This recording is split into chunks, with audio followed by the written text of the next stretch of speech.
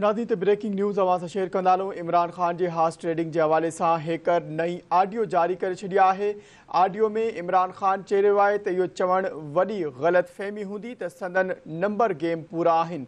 संदन लाइ ईंदड़ 48 कलाक अहम आहिनि, वॾियूं शयूं थी रहियूं आहिनि। ऑडियो में इमरान ख़ान चई रहियो आहे त हू केतिरियूं ई चालूं हली रहियो आहे, पर उहे ज़ाहिर नथो करे सघे ऐं हू उनखे अवाम आॾो ज़ाहिर नथा करे सघनि।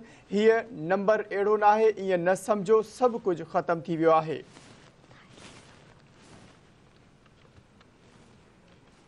ख़बर अवां सां शेयर कई पिया। इतलात ऐं ट्रांसपोर्ट खाते जे सूबाई वज़ीर शर्जील नामेमर चयो आहे त इमरान ख़ान पाकिस्तान जो करप्ट तरीन शख़्स आहे, मनी लॉन्ड्रिंग ऐं हॉर्स ट्रेडिंग जो बेतास बादशाह आहे।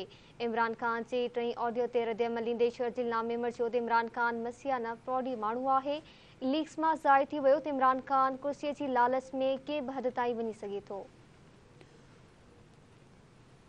ख़बर अवां सां शेयर करे नाज़रीन हिकु ॿीहर ख़बर जे हवाले सां अवां खे आगाह कंदालूं। इतलात ऐं ट्रांसपोर्ट खाते जे सूबाई वज़ीर शर्जील इनाम मेमर चयो आहे त इमरान ख़ान पाकिस्तान जो करप्ट तरीन शख़्स आहे, मनी लॉन्ड्रिंग ऐं हॉर्स ट्रेडिंग जो बेताज बादशाह आहे। इमरान ख़ान जी टीं ऑडियो ते रद्दअमल ॾींदे शर्जील इनाम मेमर चयो त इमरान ख़ान मसीहा न पर फराडी माण्हू आहे। लीक्स मां ज़ाहिर थी वियो इमरान ख़ान कुर्सी जी लालच में कंहिं बि हद ताईं वञी सघे थो। इमरान ख़ान हॉर्स ट्रेडिंग जे कारोबार जो बेताज बादशाह आहे। ऑडियो में 5 MNAs ख़रीद करण जो एतराफ़ करे रहियो आहे। आगाह कई पिया अवां खे। इतलात ऐं ट्रांसपोर्ट खाते जे सूबाई वज़ीर शर्जील नामेमर जो चवणु आहे त इमरान ख़ान पाकिस्तान जो करप्ट तरीन शख़्स आहे, मनी लॉन्ड्रिंग ऐं हॉर्स ट्रेडिंग जो बेताज बादशाह आहे। इमरान ख़ान जी टई ऑडियो ते रद्दअमल ॾींदे शर्जील नामेमर चयो त इमरान ख़ान मसीहाना फ्रॉडी माण्हू आहे।